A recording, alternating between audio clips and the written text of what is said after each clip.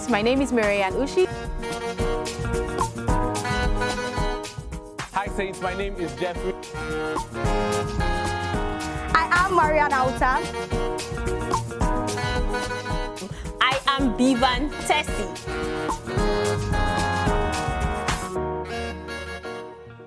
Have you ever asked yourself questions like, why death? Why me? Why now? What if I did better? If only I did better, and so on. Hi Saints, this is Catholic Faith Forum. I am Tessey. On today's episode, let me put out a disclaimer. Today's episode may be a bit emotional. I need you to hold your handkerchiefs close by because we'll be discussing a topic which some of us have passed through, are passing through, and will pass through. This topic is grief, but then we'll be talking about learning to come out of grief. We'll go on a short break now, and when we come back, our guests are seated here. They will be talking extensively on this topic.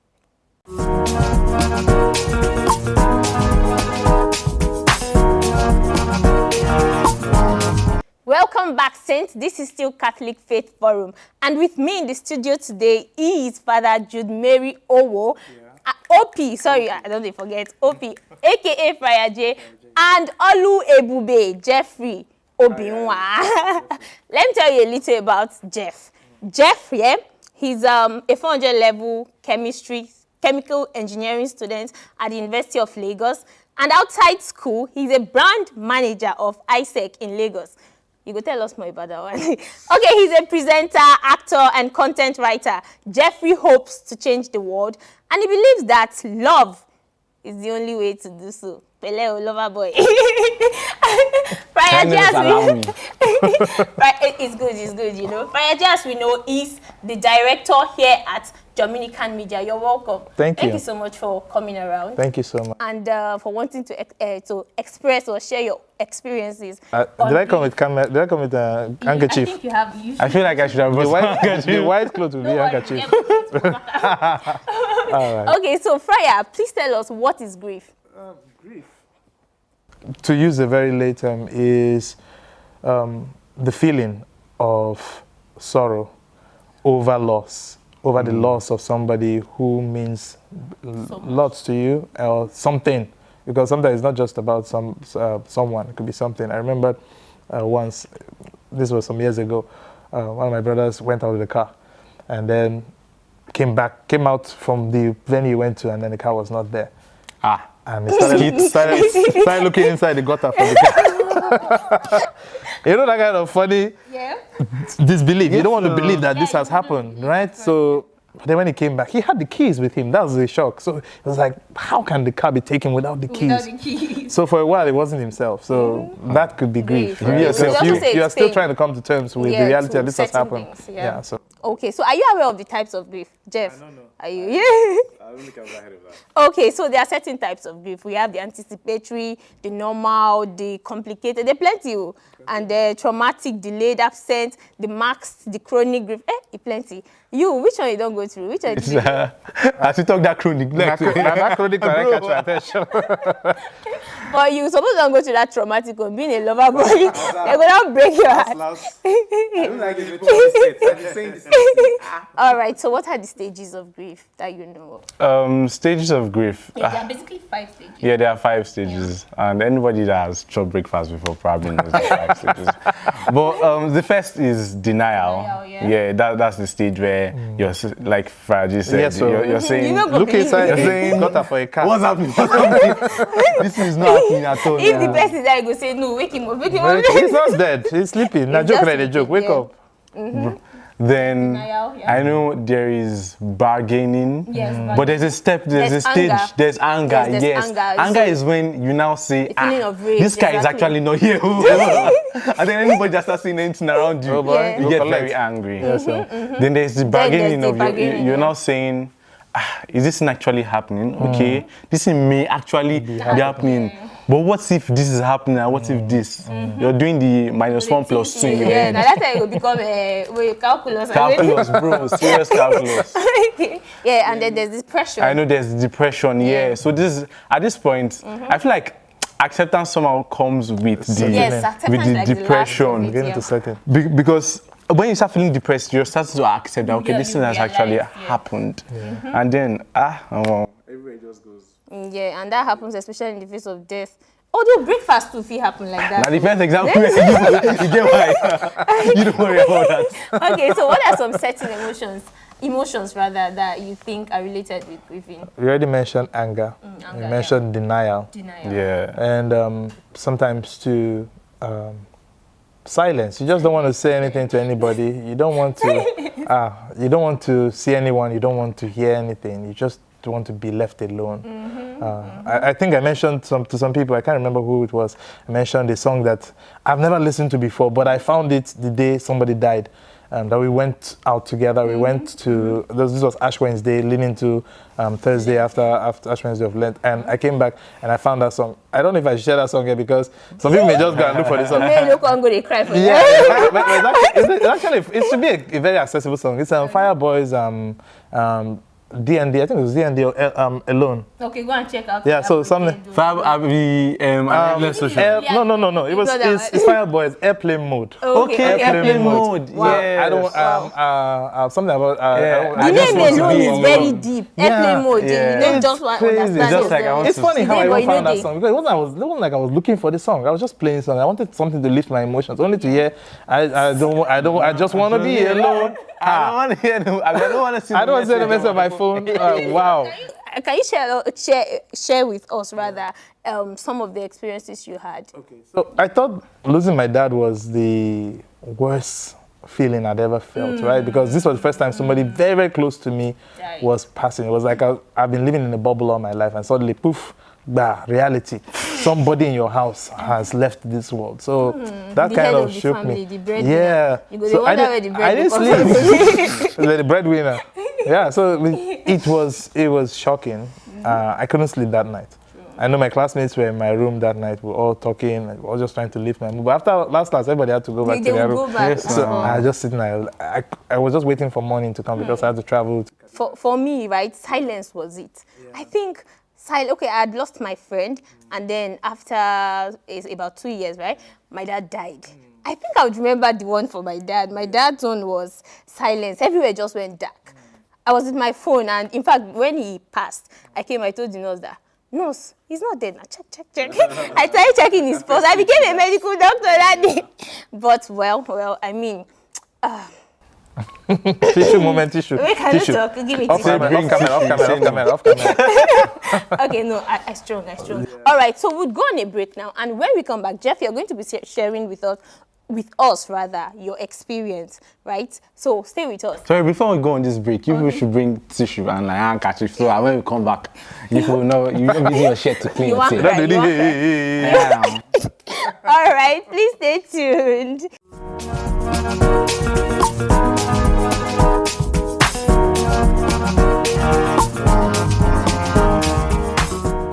The story of St. Paul of the Cross is one of profound love, unshakable faith, and a burning compassion for Christ crucified.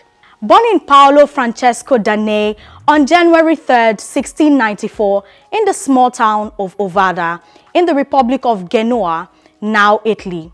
Paul was raised in a deeply devout Catholic family, and from a young age, he exhibited an extraordinary piety, often spending hours in prayer and displaying a deep awareness of the suffering of Christ. His father, Luca Danei, was a merchant, and his mother, Anna Maria Massari, nurtured his faith. However, financial hardships and personal losses shaped Paul's early years, instilling in him a profound sense of humility and reliance on God. As he grew, Paul's spiritual fervor intensified. Rejecting the temptations of a worldly life, he refused marriage and declined a promising career in the military, despite receiving an invitation to serve in the Venetian army. Instead, he felt called to a life of solitude and prayer, and in the year 1720, at the age of 26, he experienced a series of powerful mystical visions in which he saw himself dressed in a black habit marked with a white emblem of the Passion of Christ. This vision would lay the foundation for what would become the Passionist order, dedicated to the contemplations of Christ's passion and spreading the message of God's love through suffering. With the blessings of his bishop, Paul withdrew into a 40-day retreat, during which he fasted rigorously, engaged in intense prayer, and wrote the rule for his future congregation. Inspired by the Virgin Mary, he penned the first guidelines for what would become the Congregation of the Passion of Jesus Christ, or the Passionist. However, his vision was not immediately embraced. He traveled to Rome in 1721 to seek papal approval, but was initially rejected. Yet, Paul was a man of resilience. He continued preaching in villages, inspiring people to meditate on Christ's sufferings and urging them towards repentance and deeper love for God. His sermons were not just words, they were experiences. Paul had an extraordinary ability to move people, often bringing entire crowds to tears with his vivid descriptions of Christ's agony. He was known for austerity, frequently fasting to near starvation and spending nights in prayer. Despite his ascetic lifestyle, he radiated a deep joy, drawing countless followers to his cause. In 1727, after years of persistent and unwavering faith, Pope Benedict XIII finally granted Paul and his brother, John Baptist, permission to take religious vows, marking the formal beginning of the Passionist order. Paul was ordained a priest that same year, and from then on, his mission intensified. He traveled extensively across Italy, preaching missions that emphasized Christ's passion as the most profound expression of God's love. His words pierced hearts, converting sinners and reviving the faith of entire communities. Paul's passion was not just in words. His works reflected his devotion. He established retreat houses where men could live in solitude, prayer, and penitence, dedicating themselves fully to the contemplation of Christ's suffering. His deep mystical experiences, combined with his tireless apostolic work, earned him a reputation as a saintly figure even during his lifetime. As his congregation grew, Paul gained the admiration of popes and bishops alike. And in 1741, Pope Benedict XIV formally approved the rule of the Passionists, solidifying their place in the church. Paul's greatest triumph came in 1771 when he established the first Passionist convent for nuns, fulfilling a long-held dream of allowing women to also dedicate themselves to the spirituality of the Passion. In his later years, Paul's body bore the marks of relentless fasting, praying, and self-mortification. Yet, his spirit remained indomitable. He continued to guide his growing congregation, writing countless letters of spiritual counsel. By the time of his death, his order had spread significantly, with Passionist communities flourishing across Italy. On the 18th of October 1775, St. Paul of the Cross took his final breath at the age of 81 in Rome, surrounded by his spiritual sons. His passing was marked by an overwhelming sense of peace, and his legacy lived on through the Passionist order, which continued to expand worldwide. His Holiness was widely recognized, leading to his beatification by Pope Pius IX on October 1st, 1852. His canonization followed soon after on June 29, 1867, when Pope Pius IX officially declared him a saint. Today, St. Paul of the Cross is revered as the patron saint of Passionist order and those who suffer from spiritual darkness, despair, and deep sorrow. His life remains an enduring testament to the power of faith, perseverance, and the transformative love of Christ crucified. Through his Passionist congregation, his message continues to inspire souls worldwide, calling them to embrace suffering with love and find redemption in the wounds of Christ. St. Paul of the Cross, pray for us.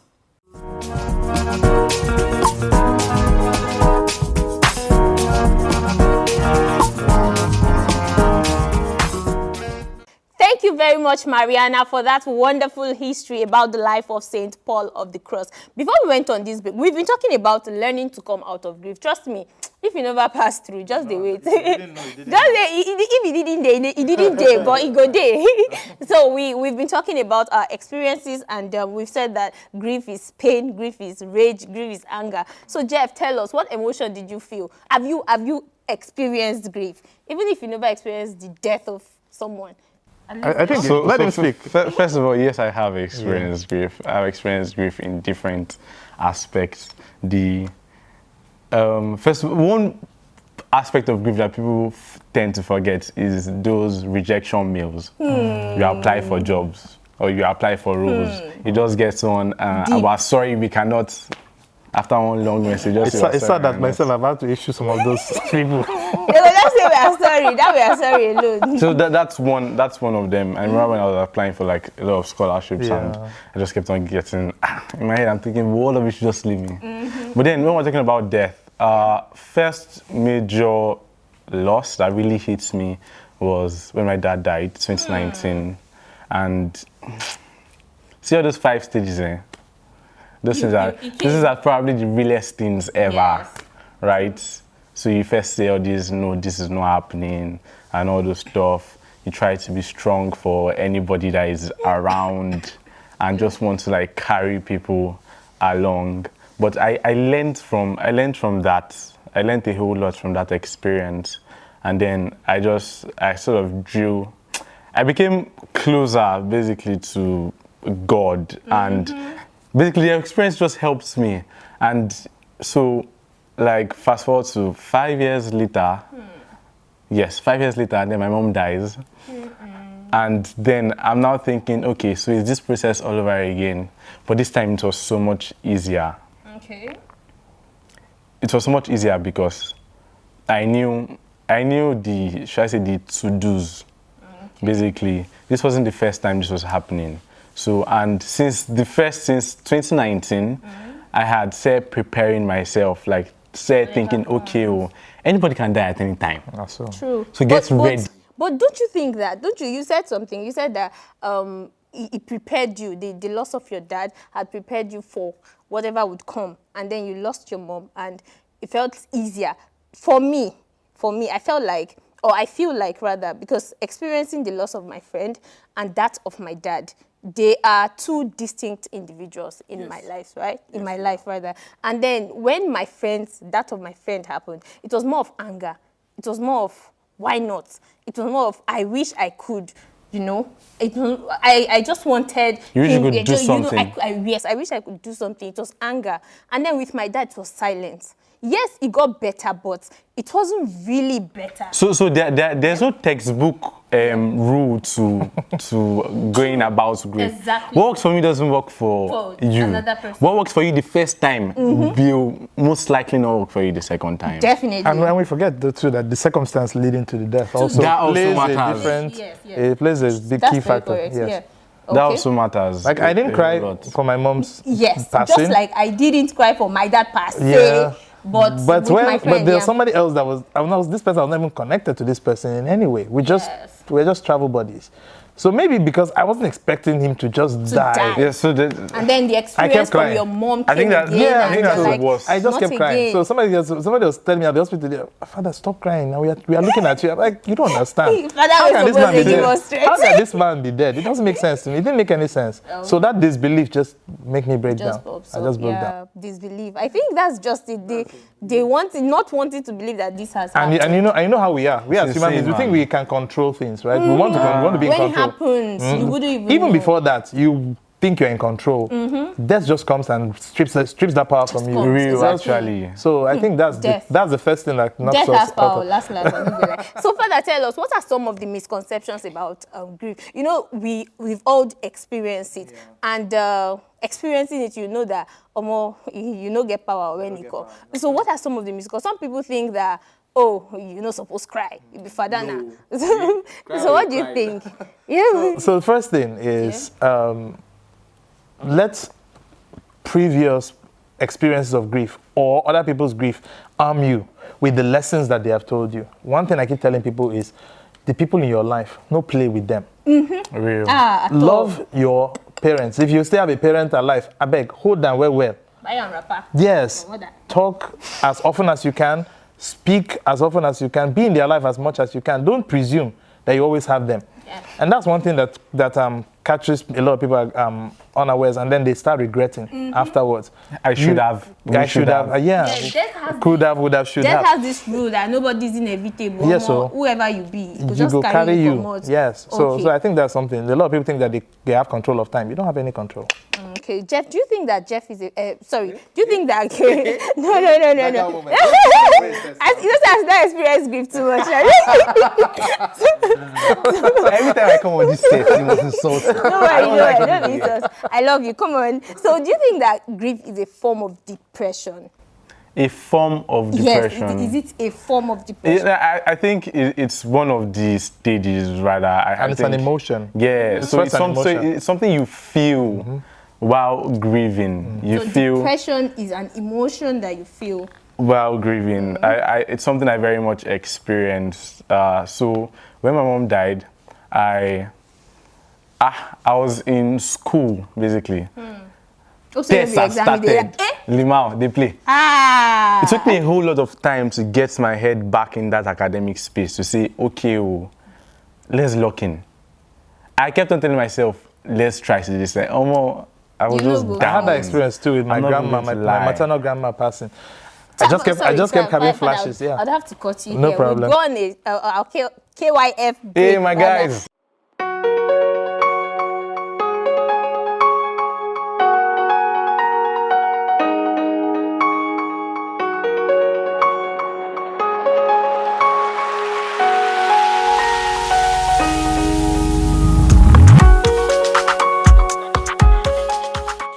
Hi Saints, welcome to another episode of Know Your Faith.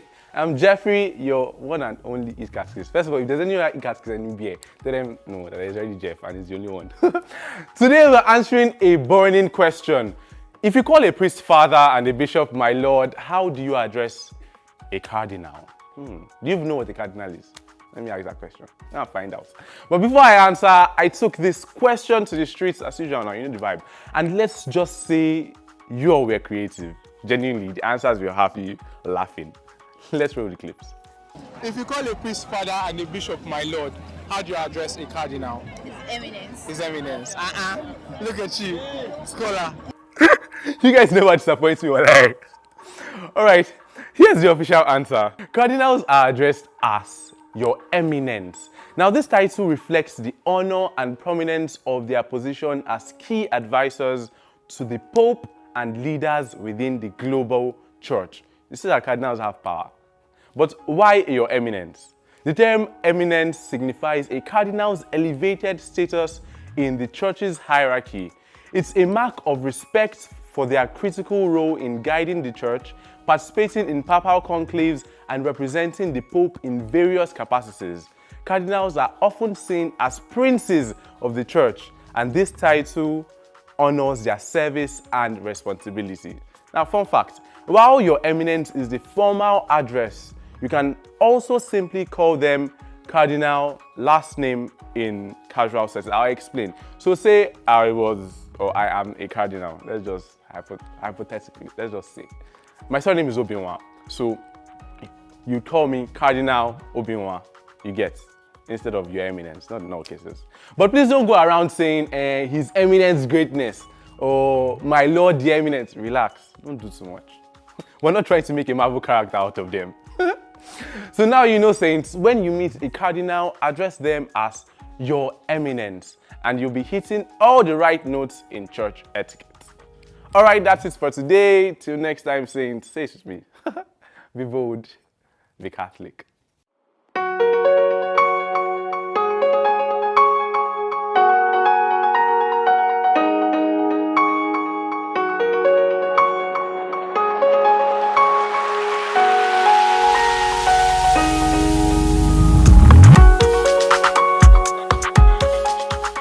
Welcome back, Saints. Thank you very much, Elefachi, for that wonderful article of faith. Father wanted to tell us about, we've been talking about learning how to come out of grief.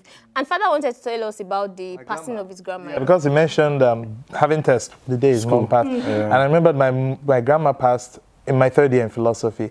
And this was the thick of exams.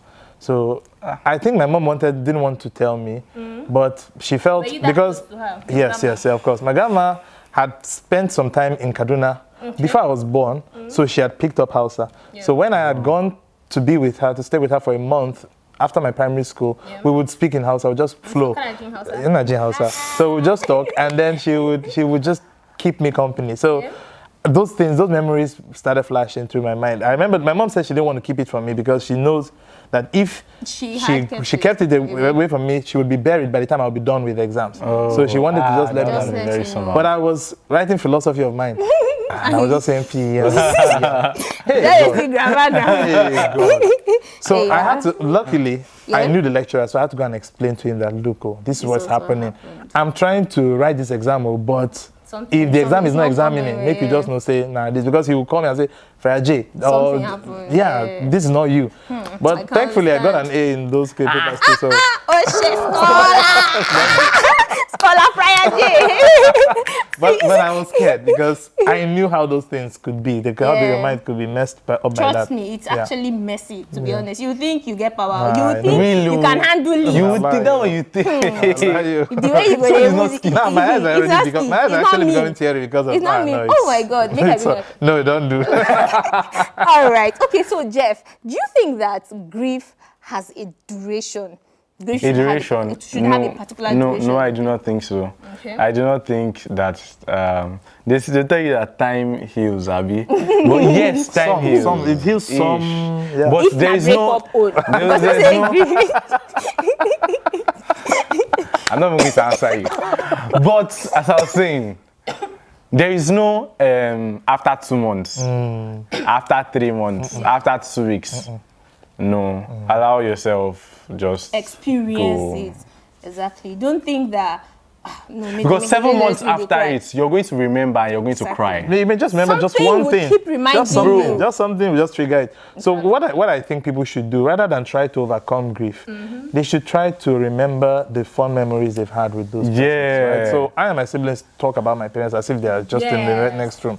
So those things kind of help us cope with the situation. Don't you think that sometimes when my dad loved singing, and when he died, his brothers came and we were singing and we were dancing as though he were there. So it just felt like, if he was here, this is what we'll be doing. But the emotion at some point, tears going to gather from my eyes. I feel you just had to stop it. So something would always keep reminding you of it. But what you should do, I think what people should do is that each time you tend to feel sad, you should just remember the happy memories, the happy moments you had with that. So you cry, but you be smiling and you be crying. Exactly. And you just be so happy. And that's therapeutic because life with people is never one way, right? Sometimes it's bad, sometimes it's good. And those good moments need to be cherished. And those are the things that we should remember them by.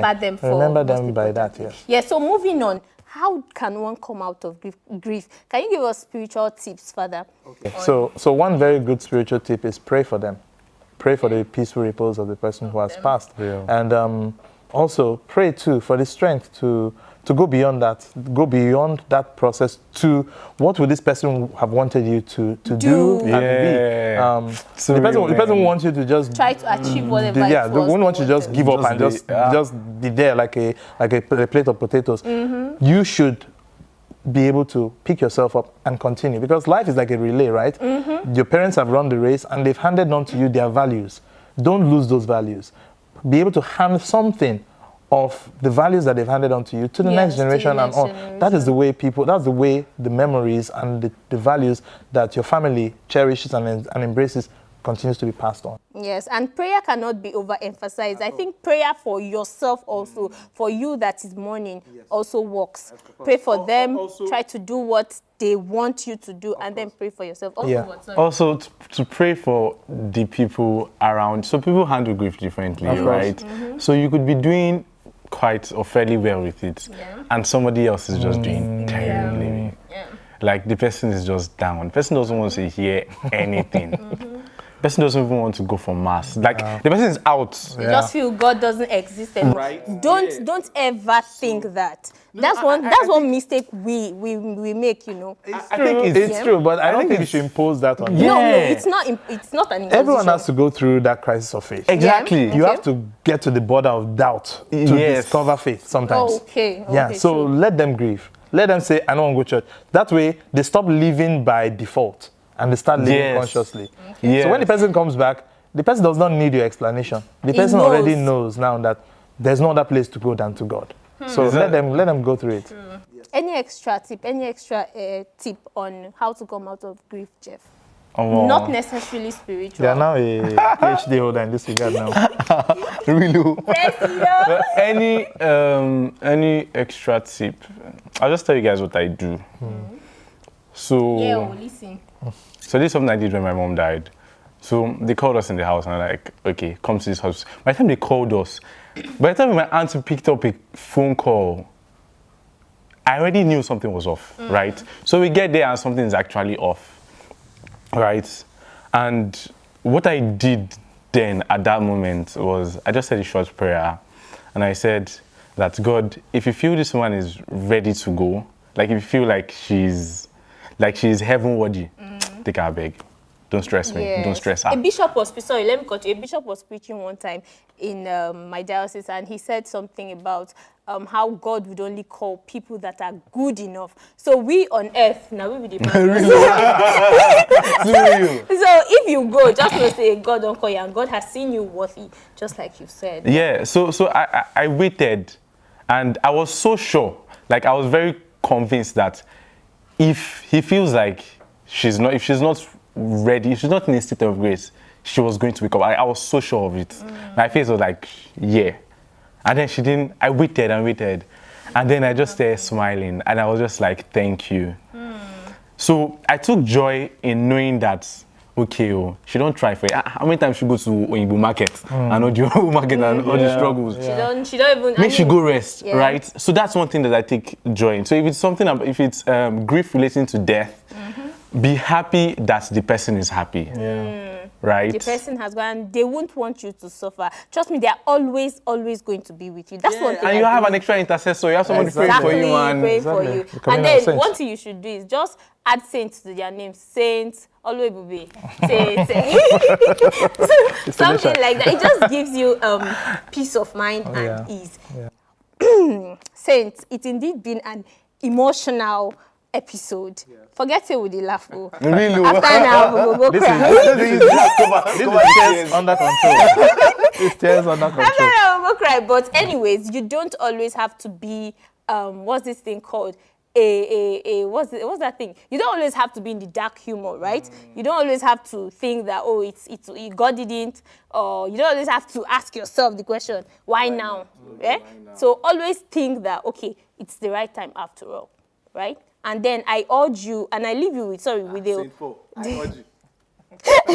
sorry, wait, I want to talk with you. I want to give you the words in St. John, the Gospel of St. John, chapter 16, verse 22. Go and read it. Read it. When you read it, yourself, you go feel come out of grief. Actually, make I don't go quote it in Bible, no talk. But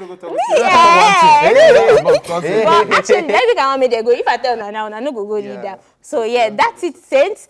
On today's episode, FriarJay and Jeffrey have shared their experiences with us, and I don't say I don't learn from them. And always try to experience grief. Like, let yourself experience it. Please, Saints, don't forget to like. That rephrasing was key. Don't forget to like, comment on our YouTube channel, and follow us on all social media platforms at CFF on TV. I remain your ever delightful host. Forget say when they talk about grief today. But I remain your ever delightful host, Tessey. And until next time, keep being saints in jeans and shirts. See you later. Bye, guys. Thank you. Yes, oh yes. I will correct it, you know better.